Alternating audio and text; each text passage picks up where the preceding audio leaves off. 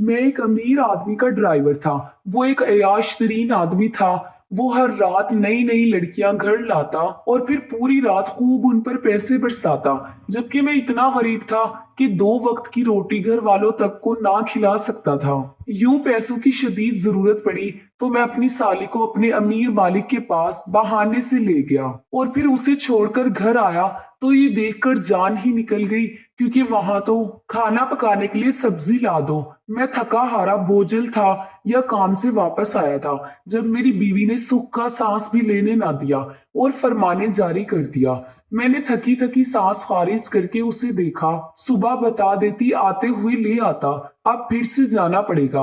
मैंने बेजारी से कहा कि उस वक्त मेरा उठने का बिल्कुल दिल नहीं चाह रहा था। सुबह बताना याद नहीं रहा था और हाँ, आज गोश्त ले आना। मेरी बीवी लापरवाही से ये कहकर चली गई, जबकि मैं उसकी पुश्त को ही देखता रह गया कि गोश्त के लिए पैसे कहाँ से लाऊं। मैं नफी में सर हिलाकर उठा और अपना पाउच निकाल कर देखा, जिसमें सिर्फ चंद 100 रुपए थे। उन चंद 100 रुपयों से मुझे अभी पूरा हफ्ता गुजारना था। महीना खत्म होने में 1 हफ्ता बाकी था और पैसे पूरा महीने खत्म होने से पहले ही खत्म हो चुके थे। मैं पर सोच अंदाज में सर हिलाता बाहर निकला। इरादा सब्जी लाने का ही था, ना कि गोश्त। अभी इन चंद 100 रुपए से पूरा हफ्ता चलाना था और फिलहाल मैं घर वालों को ऐसी कोई अयाशी करवाने का मुतहम्मिल नहीं हो सकता था। बाजार से वापस आकर मैंने सब्जी अपनी बीवी को थमाई तो मेरी बीवी के साथ मेरी साली ने भी मुंह बनाकर सब्जी को देखा।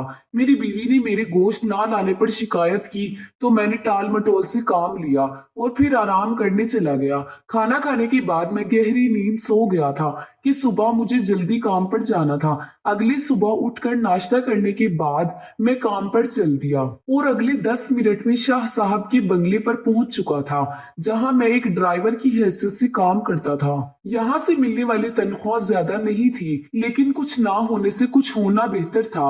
अभी मैं वहां पहुंचा ही था कि जब शाह साहब नक्शे से तैयार होकर अंदर से बाहर निकल आए। शायद वो कहीं जाना चाह रहे थे। मैंने जल्दी से आगे बढ़कर गाड़ी निकाली और फिर उनके बैठते ही गाड़ी स्टार्ट करके आगे बढ़ा दी। मैं उनके बताए गए पते पर पहुंचा तो उस जगह को देखकर मैं गहरा सांस भरकर रह गया, क्योंकि ये सब कुछ पहली बार नहीं हो रहा था, बल्कि जब से मैं शाह साहब का ड्राइवर बना था तब से ही यही देखता आ रहा था। ये एक बदनाम जगह थी जहां लड़कियां धंधा करती थी और यहाँ से कई अमीर और सेठ लोग लड़कियों को अपने साथ ले जाते थे, बदले में ढेरों पैसे देते थे। शाह साहब भी आए दिन यहाँ से तो कहीं और से लड़कियां लाते थे और उनको ढेरों पैसे देते थे, मगर उनकी हरकत और फितरत मुझे बेहद बुरी लगती थी। मैं काम छोड़ देना चाहता था, लेकिन मेरी मजबूरी थी कि मेरे पास कोई और काम नहीं था और अगर ये काम छोड़ देता तो न जाने मुझे काम ढूंढने में कितने दिन लग जाते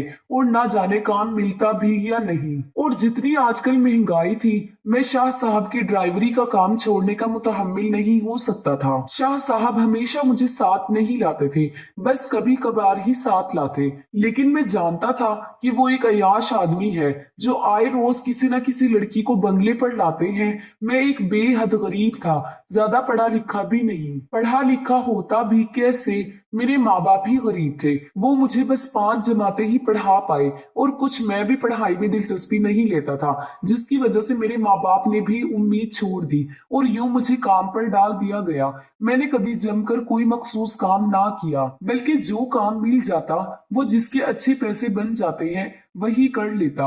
और यूं वक्त गुजरते गुजरते गुजर ही गया और मैं जवान हो गया।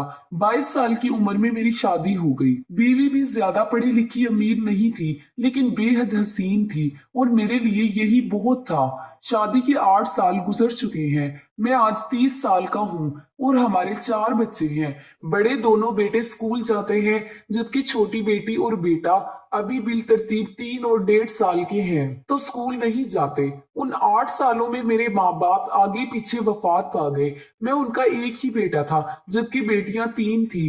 तीनों मुझसे बड़ी और शादीशुदा हैं और अपने अपने घरों में खुश और मुतमईन जिंदगी गुजार रही हैं। उनका मेरे यहाँ कम ही आना जाना है, जिसकी वजह से उनके बच्चे हैं जो स्कूल कॉलेज जाते हैं और उनको अकेले घर पर छोड़कर निकलना उनके लिए मुमकिन नहीं होता। शादी के कुछ साल तक मैंने मजदूरी की, मगर जब महंगाई हद से बढ़ने लगी तो मैंने कोई काम सीखने का सोचा, क्योंकि मजदूरी से मिलने वाले पैसों से घर का खर्चा नहीं चल पा रहा था। बच्चे अभी छोटे थे, उन्हीं के 100 खर्चे थे जिनको पूरा करते करते घर में कई दिन तक खाना ना पकता और हम परेशानी में गुजार देते। ड्राइविंग सीखने के बाद मैंने 2 साल तक एक घर में ड्राइवर की हैसियत से काम किया, लेकिन 2 साल बाद वो लोग अचानक दूसरे शहर शिफ्ट हो गए तो मेरा काम छूट गया। मैंने कई जगहों पर काम ढूंढने की कोशिश की, लेकिन नाकाम रहा। उन दिनों मेरे सास ससुर का इंतकाल हो गया तो मुझे मजीद मुश्किल आ पड़ी, क्योंकि मेरी बीवी 2 ही बहनें थी, उनका कोई भाई या बहन नहीं थी। उनके माँ बाप के मरने के बाद मेरी साली अकेली रह गई, तो मुझसे मशवरा करने के बाद मेरी बीवी उसे अपने घर ले आई कि वो लड़की जात थी और उस घर में अकेली नहीं रह सकती थी। वो लोग किराए के घर में रहते थे, जहाँ का खर्चा मेरे ससुर ही उठाता था। अपनी सहेली को उस घर में रखकर उस घर का किराया देने से बेहतर था कि वो हमारे घर पर ही रहती, और यूं वो हमारे घर में आ गई। लेकिन उसकी जरूरतों को पूरा करते जो पैसे हम बचाने लगे थे वो खर्च होने लगे। मगर फिर हमने सब कुछ खुदा पर छोड़ दिया कि अगर वो हमारे घर आई है तो उसके रिस्क का इंतजाम भी खुदा ही करेगा, जिसने उसे हमारे घर भेजा है। जिंदगी यूं ही गुजरने लगी थी। मेरा ज्यादा वक्त अब काम ढूंढने में गुजरता और मैं सारा दिन घर से बाहर नहीं जाता था। जहां मुझे काम नहीं मिल रहा था वहां महंगाई का पहाड़ हम पर गिरकर हमें दबाता चला जा रहा था। लेकिन मेरी ये मुश्किल भी जल्द ही आसान हो गई जब किसी ने मुझे शाह साहब का बताया कि उन्हें अपने लिए ड्राइवर की जरूरत है। मैं जल्दी से उनके बंगले पर पहुंचा था, जहां शाह साहब से मुलाकात हुई। वो खूबसूरत उधेड़ उम्र आदमी थे जो बुढ़ापे की तरफ बढ़ रहे थे, लेकिन काफी पुरवकार शख्सियत के मालिक थे। मैंने उन्हें अपनी आमद का मकसद बताया तो उन्होंने मुझसे इंतहाई नरमी से बात की और फिर चंद एक सवाल करने के बाद उन्होंने मुझे तनख्वाह का बताकर काम पर रख लिया। तब जो तनख्वाह लगाई थी वो मेरे और मेरे अहले खाना के लिए बहुत थी, लेकिन वक्त गुजरने के साथ साथ जहां मुझ पर शाह साहब की हकीकत खुली वहीं महंगाई भी बढ़ती चली गई। शाह साहब एक अयाश आदमी थे जो बेहद अमीर थे। जाहरी विज़ा किताब बेहद अच्छी थी, लेकिन वो फितरतन ही अयाश थे। ये हकीकत मुझ पर उस दिन खुली जिस दिन वो एक लड़की को अपने साथ ले आए और लेकर कमरे में चले गए। वो लड़की कौन थी मैं नहीं जानता था, लेकिन बेहद हसीन थी। फिर शाह साहब ने उसे वापसी पर ढेरों पैसे दिए जिन्हें लेकर वो चली गई। उससे पहले भी शाह साहब लड़कियां नाते रहे थे। ये बात मुझे चौकीदार से ही पता चली। उसके बाद वो कई बार जब लड़की लेने जाते तो मुझे भी साथ ले जाते, लेकिन ऐसा कम ही होता था। शाह साहब के पास 2 गाड़ियां थी, जिनमें से एक का ड्राइवर मैं खुद था, जबकि दूसरी शाह साहब के जाती इस्तेमाल में थी और उसे वो खुद ही ड्राइव करते थे। इस बात पर मैं हैरान हुआ था कि जब उन्हें ड्राइविंग आती ही है तो मुझे क्यों रखा हुआ है, मगर फिर ये कहकर सर झटक गया कि अमीरों के शौक हैं, हम गरीब कहाँ पूछेंगे। उसके बाद अक्सर ही शाह साहब किसी न किसी लड़की को ले आते और फिर से ढेरों पैसे देते, जिससे मुझे मुकम्मल यकीन हो गया था कि वो अयाश आदमी है। आए दिन खर्चे बढ़ रहे थे जिन्हें पूरा करना मेरे लिए बेहद मुश्किल हो रहा था, क्योंकि हर गुजरते दिन के साथ महंगाई बढ़ रही थी और हर चीज की कीमत आसमान को छू रही थी। और महंगाई बढ़ने के साथ साथ मेरी परेशानी में मजीद इजाफा हो रहा था, क्योंकि अचानक ही मेरी बीवी के पेट में रसोली बन गई और वो दर्द से बेहद निढाल हो गई थी। डॉक्टर के यहाँ लेकर गया तो डॉक्टर ने कहा कि जल्द से जल्द ऑपरेशन करना पड़ेगा, वरना जान भी जा सकती है। मुझे अचानक ही पैसों की बेहद जरूरत आ पड़ी। शाह साहब से भी नहीं मांग सकता था, क्योंकि कुछ दिन पहले ही मैंने उनसे कुछ उधार रकम ली थी। मैं परेशान होकर रह गया था। अगर बीवी का बर वक्त इलाज ना हो पाता तो वो मर जाती, और मैं उसे किसी कीमत पर खोना नहीं चाहता था, क्योंकि मुझे उससे बेहद मोहब्बत थी। उस दिन वो निढाल चारपाई पर पड़ी थी जब मेरी नजर अपनी साली रीमा पर पड़ी, जो करीब ही रखी कुर्सी पर बैठकर मेरी बीवी को दवाई खिला रही थी। ताकि उसके दर्द में इफाका हो सके। मेरी साली रीमा बेहद हसीन थी और ये हुस्न उसे विरासत से मिला था। मेरे सास ससुर भी बेहद हसीन थे और मेरी बीवी और साली भी। मेरे दिमाग में शाह साहब का चेहरा घूम रहा था जो बेहद अयाश थे और उनकी नजर हर वक्त लड़कियों पर ही रहती थी और लड़कियां भी वो जो बेहद हसीन होती थी। मेरे दिमाग में एक मंसूबा आ गया। तभी जैसे ही मेरी साली अपने कमरे में गई, मैं भी तेजी से उसके पीछे गया और उसे एतबार में लेकर उसको अपने मंसूबे से आगाह किया, जिस पर उसकी आंखें फटी की फटी रह गई। यकीनन वो ये सब सुनकर शौक हुई थी। शायद उसने ऐसा कुछ सोचा भी ना होगा। मैं ऐसा कैसे कर सकती हूँ?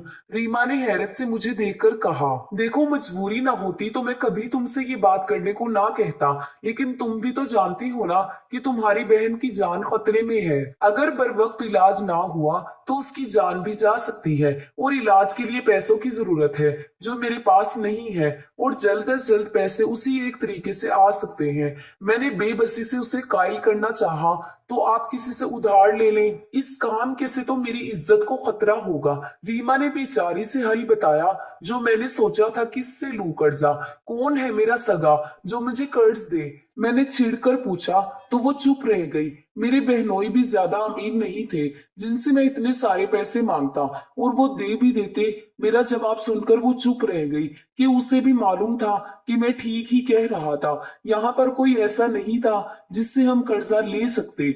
ठीक है, मैं तैयार हूँ। कुछ देर की खामोशी के बाद उसने धीमे लहजे में कहा तो मैंने सुकून का सांस लिया। अपनी साली रीमा की तरफ से मुतमईन होकर अगले ही दिन मैंने शाह साहब से बात कर ली कि मेरी साली को काम पर रख ले, उसे काम की जरूरत है और वो यतीम भी है। शाह साहब ने मुझसे कुछ भी ना पूछा और उसे काम पर रखने की हामी भर ली, जिस पर मैं खुशी खुशी घर आकर अपनी साली को ये खुशी की खबर देने लगा। मेरी बीवी को इस बारे में कुछ भी मालूम नहीं था और ना ही हमने बताया कि अगर बता देते तो वो यकीनन मना कर देती। मैंने अपनी साली रीमा को इसीलिए वहां काम पर लगवाया ताकि शाह साहब की नजर उसके हुस्न पर पड़ जाए।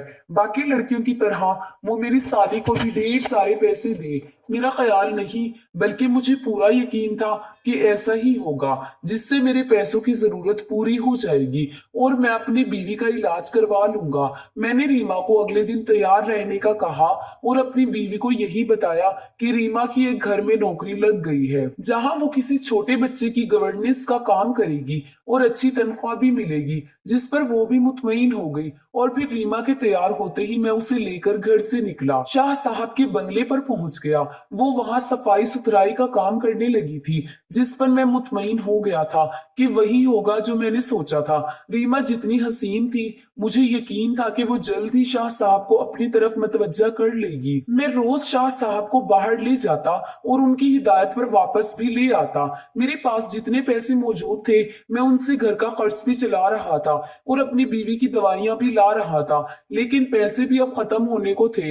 रीमा को वहां काम करते करते 2 दिन गुजर चुके थे, लेकिन अभी तक कोई नतीजा बरामद नहीं हुआ। इस पर मैं कुछ हद तक परेशान हो गया था क्योंकि बीवी के इलाज के लिए मुझे पैसे जल्दी चाहिए थे।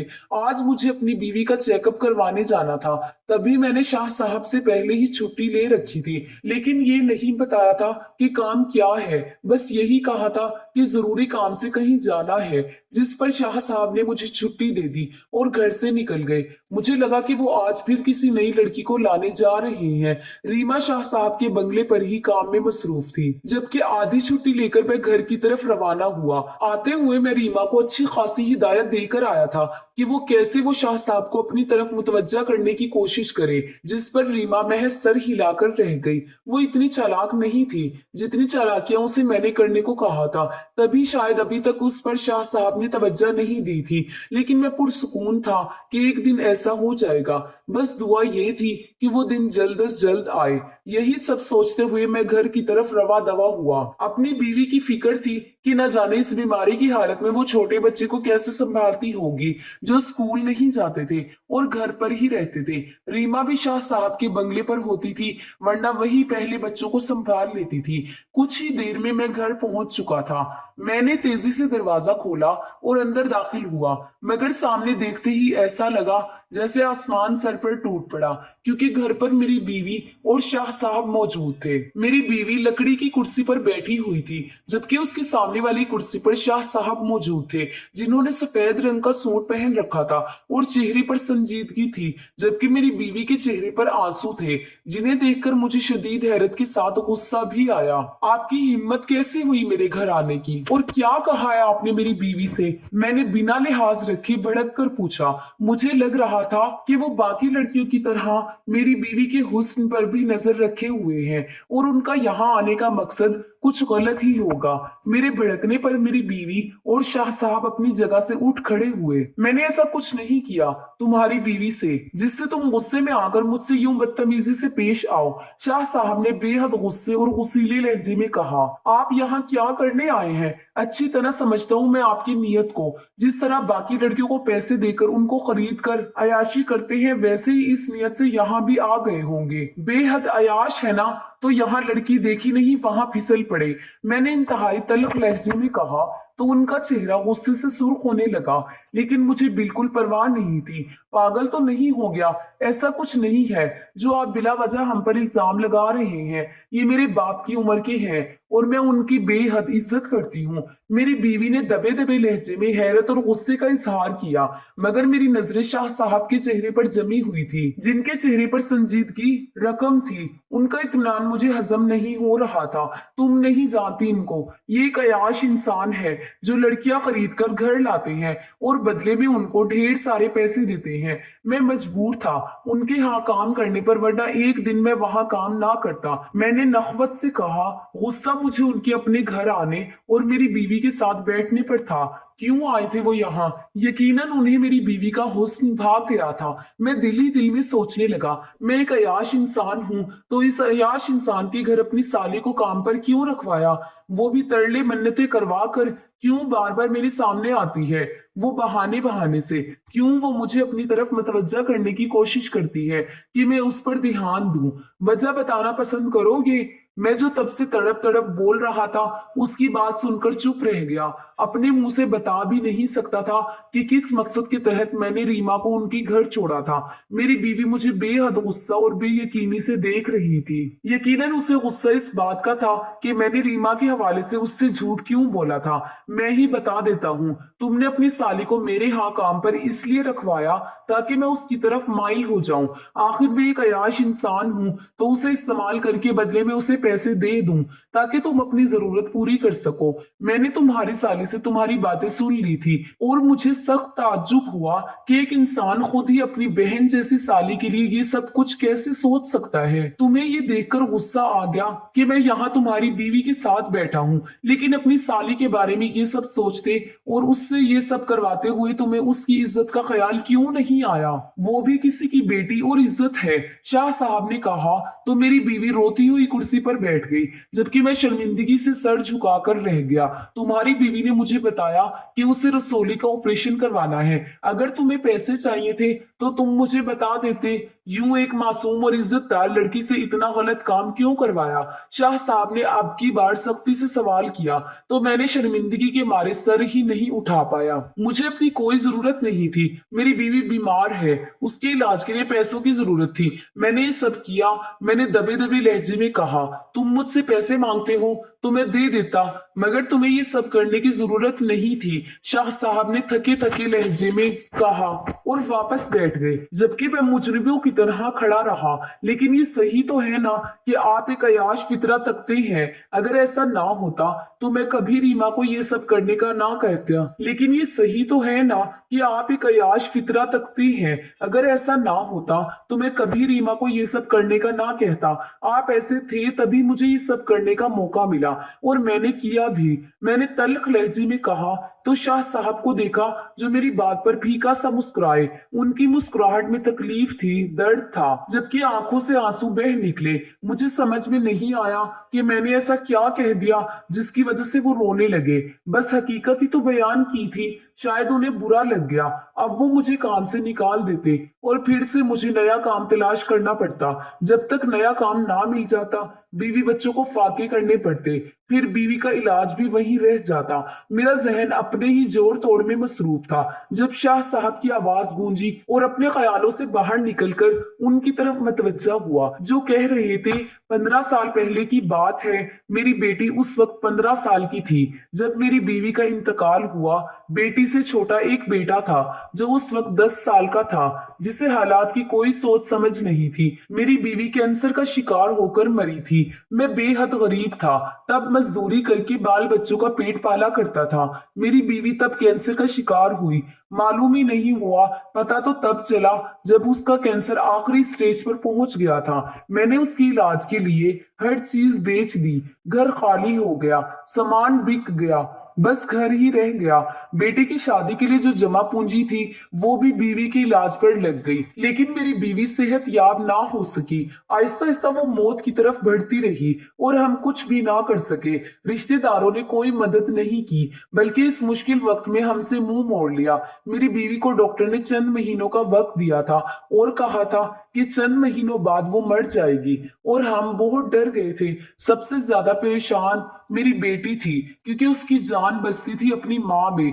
जब कहीं से पैसों का बंदोबस्त ना हो सका तो न जाने एक दिन मेरी बेटी कहाँ से 1 लाख रुपए ले आई। हम सब हैरान थे, लेकिन उसने कहा अपनी मुख्तलिफ सहेलियों से उधार लिए हैं, और वो फिर हर हफ्ते वो 1 लाख रुपया जमा करने लगी। हमने भी ज्यादा छानबीन नहीं की, क्योंकि हमें उस पर यकीन था, लेकिन उसके बावजूद मेरी बीवी सेहत याब ना हो सकी। उस दुनियाए फाने से मुंह मोड़ गई। हम सब गम सदा से रह गए, जबकि मेरी बेटी सदमे से पागल होने के दर पे थी। वो अपनी माँ की मौत को कबूल नहीं कर पा रही थी, मगर आहिस्ता आहिस्ता संभल गई कि यही हकीकत थी जिसे मानने के सिवा कोई चारा नहीं था। उसकी माँ के मरने के बाद 1 महीने के बाद कुछ आदमी रोज हमारे घर के चक्कर लगाने लगे। वो सिर्फ मेरी बेटी का पूछते और मेरी बेटी को साथ ले जाते। मेरी बेटी मुझे तसल्ली देती कि सब ठीक है, लेकिन मैं उसका बाप था, मुझे लग रहा था कि कुछ गलत है।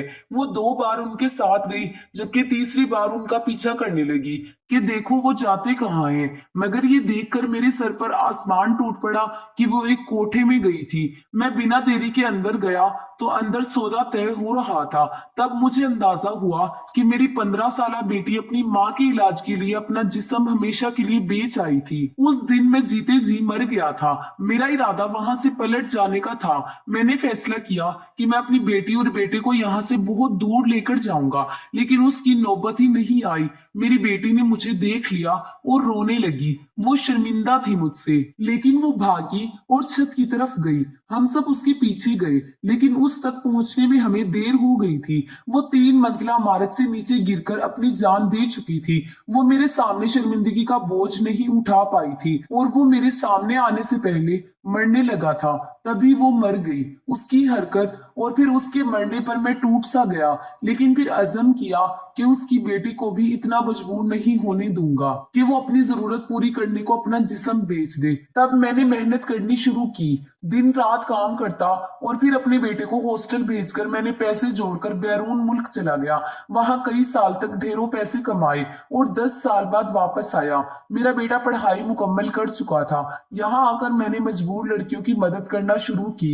अपने बेटे को काम के लिए अपनी जगह बैरून मुल्क भेज दिया और यहाँ पर अपना बंगला बनाया। मैंने कई कोठों पर जाकर कह रखा था कि जब भी कोई मजबूर लड़की आए मुझे बताया जाए, उसे मैं खरीदूंगा, और यूं आए रोज मैं किसी न किसी मजबूर लड़की को कोठे से आजाद करवाकर अपने बंगले पर ले आता, जिसकी कहानी सुनता और फिर उसे ढेरों पैसे देकर आजाद कर देता, इस हिदायत के साथ कि वो आइंदा ऐसी राह इख्तियार नहीं करेगी। सबको लगता था कि मैं अयाश हूँ, मगर ये सच नहीं। मैं सब अपनी बेटी के लिए करता हूँ। मैं अपनी बेटी को नहीं बचा सका, लेकिन किसी और की बेटी को मरने देना भी नहीं चाहता। ना ही चाहता कि किसी की बेटी इस गंदे धंधे में कदम भी रखे।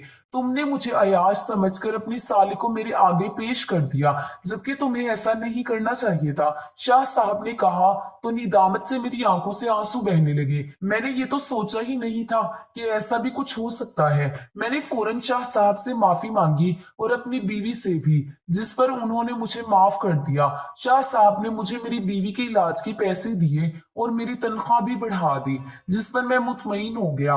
कुछ अरसे बाद जब मेरी बीवी मुकम्मल तौर पर सेहतयाब हो गई तो हमने कोई अच्छा घराना देखकर रीमा की शादी कर दी ताकि वो अपनी जिंदगी में सेटल हो सके। मैं अभी शाह साहब के ड्राइवर के तौर पर काम करता हूँ। अब भी शाह साहब आए रोज किसी न किसी लड़की को लेकर आते हैं, उनसे ढेरों पैसे देते हैं, रोती हुई आती है और शाह साहब की अनायत पर हंसती हुई खुशी खुशी वापस जाती है। मैंने शाह साहब के बारे में बहुत गलत सोचा था, लेकिन खुदा का शुक्र है कि वक्त रहते मुझे हकीकत पता चल गई, वरना ये शर्मिंदगी मुझे सारी उम्र रहती और मैं शाह साहब के सामने कभी सर ना उठा पाता। मैं उनका एहसानमंद था कि उन्होंने मुझे माफ करके मेरी भरपूर मदद की, वरना मैंने उन्हें बेहद नाउम्मीद कर दिया था। लेकिन खुदा का शुक्र था कि अब सब कुछ खत्म हो चुका था।